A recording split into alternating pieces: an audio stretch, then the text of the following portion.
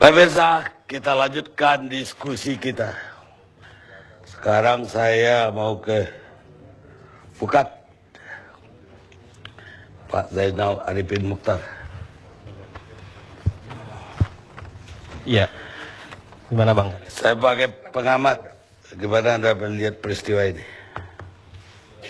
Iya, biar bagaimanapun ya, karena kemudian kita menemukan atau kita melihat ada banyak konteks yang aneh yang memang harus dijelaskan lebih detail.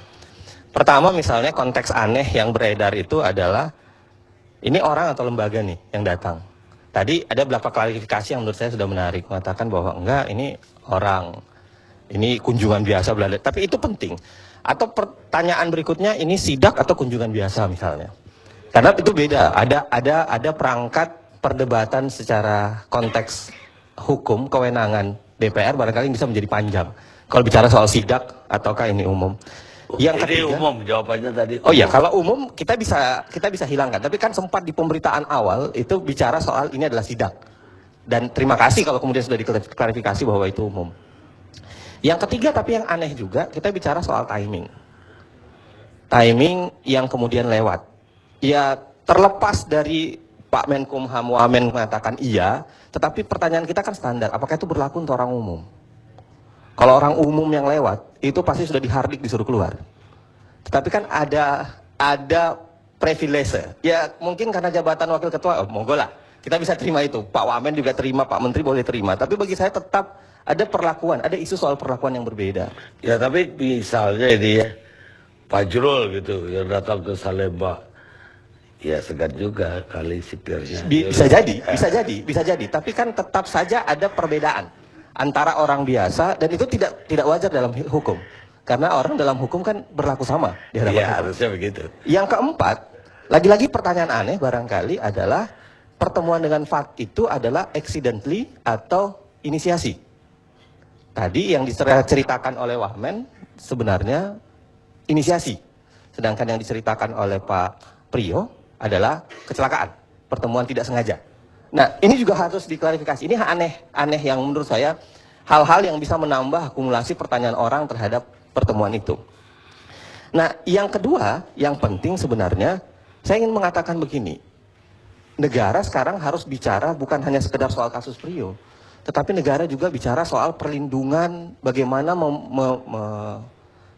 membatasi atau bagaimana melindungi saksi-saksi yang kemudian sangat mungkin berubah, sangat mungkin dipengaruhi, sangat mungkin diapakan. Karena negara juga tidak terlalu kuat melindungi itu.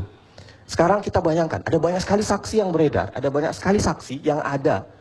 Dan itu rentan sekali untuk didatangi, dipengaruhi, diubah pendapatnya, diubah keterangannya, atau kemudian diubah cara pandangnya.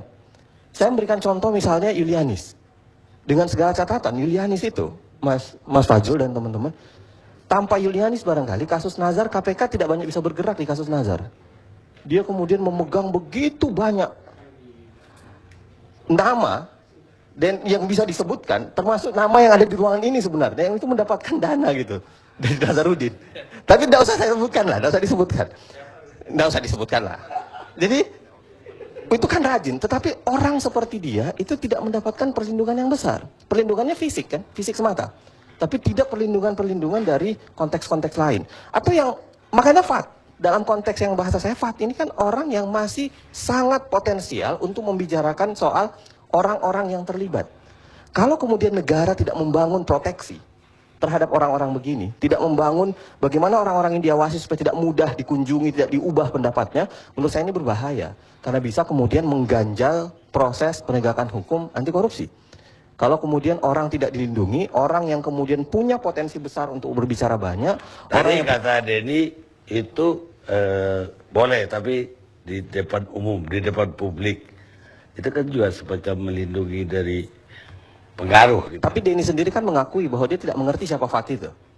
Barangkali dalam bayangan saya, kalau misalnya dia mengerti Fat siapa, barangkali catatannya akan jauh lebih panjang dibanding hanya sekedar membawanya ke ruang umum. Karena biar bagaimanapun kan bertemu itu adalah hal yang penting. Bertemu itu kan sudah mengirimkan sinyal sebenarnya. Bertemu, menyapa itu kan sudah ada sinyal sesungguhnya. Walaupun belum tentu membicarakan. Tetapi bagi saya penting untuk melindungi ini. Dan yang tidak kalah pentingnya adalah bagaimana sebenarnya saya berharap orang-orang seperti Mas Prio yang saya tahu sangat santun, seharusnya bisa menjaga dari proses-proses itu. Seharusnya Mas Prio kemudian menarik diri dari dari konsep-konsep kemungkinan besar yang kemudian memicu konflik of interest. Saya sayangkan betul kalau kemudian orang sekelas Mas Prio itu kemudian melakukan blunder yang kemudian bisa diserang oleh setiap orang. Dia bisa melakukan blunder yang kemudian menemui dan diakui oleh Kalapas dan Wakil Menteri bahwa itu adalah inisiasi, bukan accidentally. Nah, yang begini menurut saya harusnya catatan ke depannya tentu saja yang saya balik lagi soal perlindungan saksi ke depan harusnya di cover nih supaya mereka tidak mudah lagi berubah. Yang kedua memang masih ada banyak catatan yang harus diklarifikasi untuk membuat publik tidak lagi mudah curiga. Publik, saya mengatakan publik, saya tidak mengatakan media tertentu, saya tidak mengatakan orang tertentu di Partai Golkar. Itu silahkan, itu urusan Partai Golkar, itu urusan Bang Prio barangkali dengan teman-teman media. Tapi bayangan saya, publik akan tetap bertanya dengan beberapa catatan-catatan aneh yang seharusnya bisa dijelaskan. Baik. Kalau dari depan kali, mau jawab? Ya,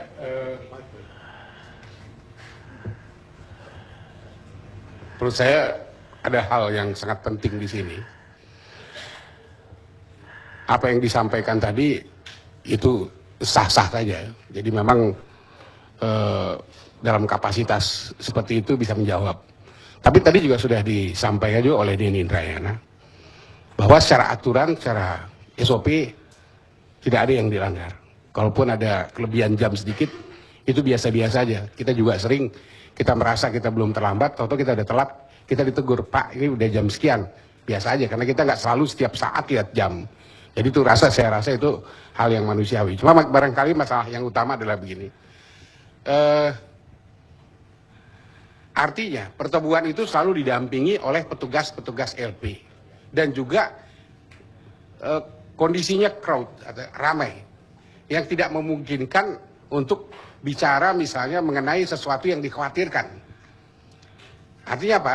Bahwa yang dikhawatirkan tadi oleh Bukat UGM itu tidak mungkin terjadi. Karena ini crowd tadi, semua ada di situ. Dan itu juga didampingi. Seperti disampaikan oleh Pak Denny Indrayana tadi. Bahwa tolong sesuai dengan SOP. Artinya kemungkinan untuk ada komunikasi yang bersifat katakanlah membuat seseorang itu menjadi grogi atau nervous atau akan merubah pengakuan itu udah nggak ada di situ. Kecuali kalau dia dikasih kesempatan berdua ngomong di pojok itu mungkin. Nah itu yang pertama. Lalu yang kedua, tadi juga sudah disampaikan berkali-kali. Saya pikir itu hal yang sangat wajar. Kenapa? Kalau Pak Prio ini bukan pimpinan untuk bidang Polkam tadi, politik, keamanan, dan hukum, maka wajar kalau ada kecurigaan terhadap yang bersangkutan. Sedangkan dalam masalah ini tugas beliau. Memang tugasnya walaupun itu dilakukan dengan inisiatif sendiri, karena kepentingan pribadi, tapi tetap kita sebagai anggota DPR ini melekat tugas pengawasan. Karena itu begitu beliau sampai di situ, otomatis beliau itu punya satu kewajiban untuk melihat kondisi lapas. Sehingga tersebutlah atau disampaikan bahwa kondisi lapas itu seperti ini, seperti ini, seperti ini. Dan ini juga dia ketemu orang bukan hanya satu. Kecuali kalau itu hanya dengan Pak, saya rasa saya juga sama mungkin. Ini ada blunder. Tapi dengan semua orang ketemu. Dan itu sama aja. Nggak ada yang dibedakan. Oh ini pertemuannya misalnya ngobrolnya 5 menit, ini misalnya setengah jam. Jadi kalau saya dalam hal ini melihat dari sudut melaksanakan tugas pengawasan, itu tugas beliau yang melekat. Walaupun itu dilakukan secara pribadi. Nah yang terakhir, dari sudut kepentingan hukumnya. Kepentingan hukumnya, tadi memang sudah digambarkan secara sekilas barangkali. Tapi yang paling pas adalah tidak ada kepentingannya. Kalau katakan ada kepentingan bisa merubah sesuatu aturan dari Pak Prio ini, atau bisa mempengaruhi satu kondisi dari A menjadi B dengan uang katakanlah tadi dianggap betul itu 425 juta, apa 325 juta, saya nggak tahu persis jumlahnya. Hal yang sangat tidak masuk akal. Karena apa peranan yang bisa dimainkan di situ? Kalau ada peranan yang bisa dimainkan di situ, boleh masuk akal. Tapi ini nggak ada peranan. Apa keputusan yang bisa dirubah? Katakanlah keputusannya tidak dirubah, tapi memang bisa peranan Pak Prio. Mungkin. Ini sama sekali itu pun nggak ada. Jadi saya nggak bisa ngelihat saya dari segala sudut, dari sudut apa bahwa ini bisa kita khawatirkan, kita punya dugaan yang tadi disampaikan blunder itu dari mana letaknya. Kecuali kalau ini ketemunya cuma berdua aja, itu blunder itu. Terus terang itu blunder politik. Walaupun tidak ada yang dibicarakan misalnya, tapi itu blunder politik. Sedangkan ini ketemunya ramai. Jadi itu baik, kita rehat sejenak.